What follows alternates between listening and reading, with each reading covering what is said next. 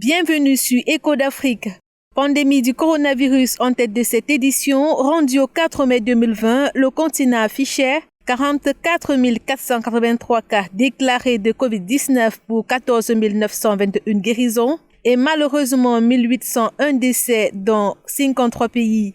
L'Afrique du Sud reste le plus touché avec 6 783 cas, suivi de l'Égypte 6 465, vient le Maroc qui dépasse la barre des 5 000 cas, l'Algérie 4 474, le Nigeria 2 558, le Ghana 2169 et le Cameroun 2077.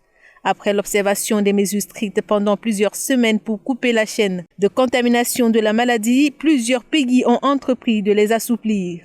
Au Nigeria, le déconfinement a commencé lundi à Lagos, Abuja et dans l'état d'Ogun. Dans la capitale économique, les administrations et les banques ont repris du service. Pour éviter une nouvelle explosion de contamination, les autorités ont rendu obligatoire le port du masque dans les lieux publics et maintenu le couvre-feu entre 20h et 6h du matin. Toutefois, elles ont précisé que le déconfinement ne concerne pas l'État de Kano dans le nord du pays. Pour cause, des dizaines de morts ont été enregistrés dans cette partie du pays dû au coronavirus.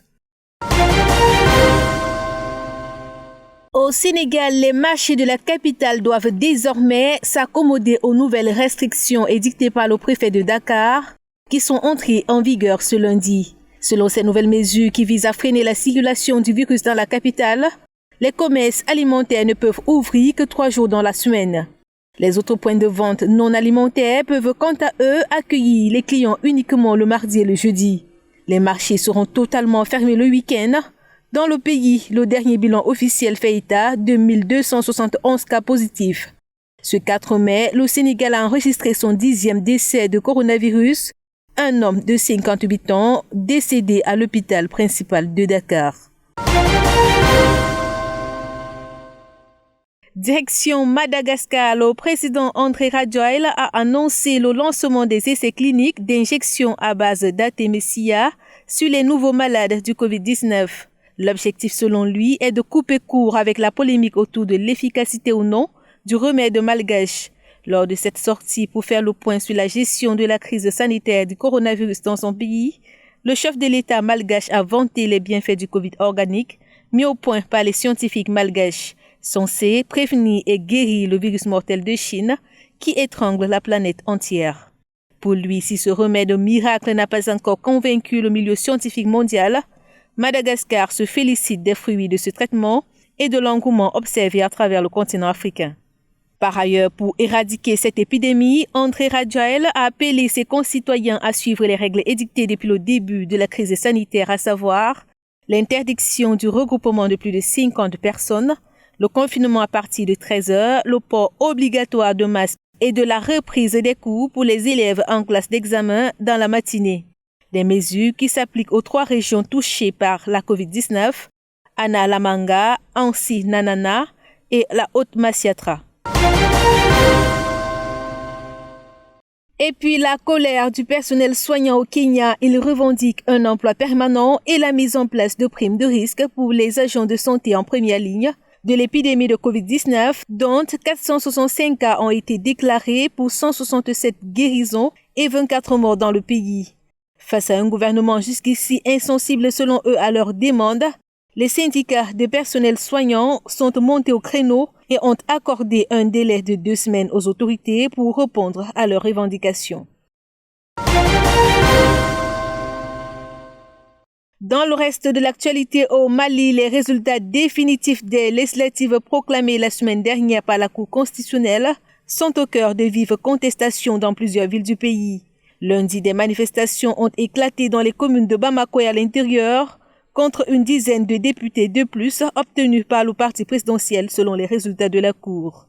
Des chiffres qui contrastent avec ceux initialement annoncés lors des résultats provisoires par le ministère malien de l'administration territoriale.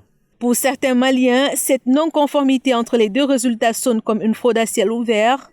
Ils revendiquent les vrais résultats des élections législatives. Dans l'actualité, le Burundi vibre au rythme de la campagne électorale lancée depuis le 27 avril pour l'élection présidentielle du 20 mai prochain. Les 7 candidats en course multiplient les meetings avec à la clé des bains de foule pour séduire les électeurs à travers des programmes bien ficelés pour le Burundi de leurs rêves. Dans cette ambiance qui se déroule dans un contexte marqué par la pandémie de coronavirus, impossible de respecter la distanciation sociale. Mais les organisateurs ont à l'esprit les autres gestes barrières. Des infirmiers ont été mobilisés et postés sur les entrées pour le contrôle des températures. Le nécessaire pour l'hygiène des mains a aussi été apprêté.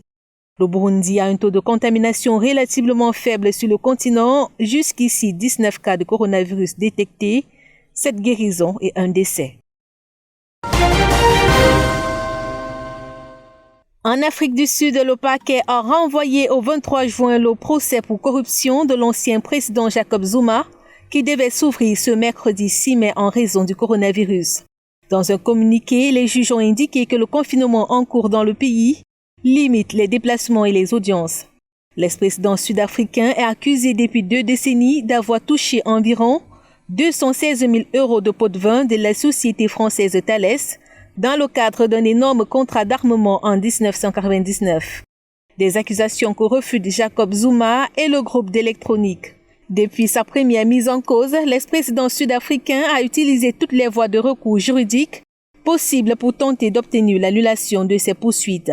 À la tête du pays depuis 2009, Jacob Zuma a été poussé à la démission en février 2018, éclaboussé par les nombreux scandales de corruption. Voilà qui fait l'essentiel de l'actualité en Afrique. À très bientôt.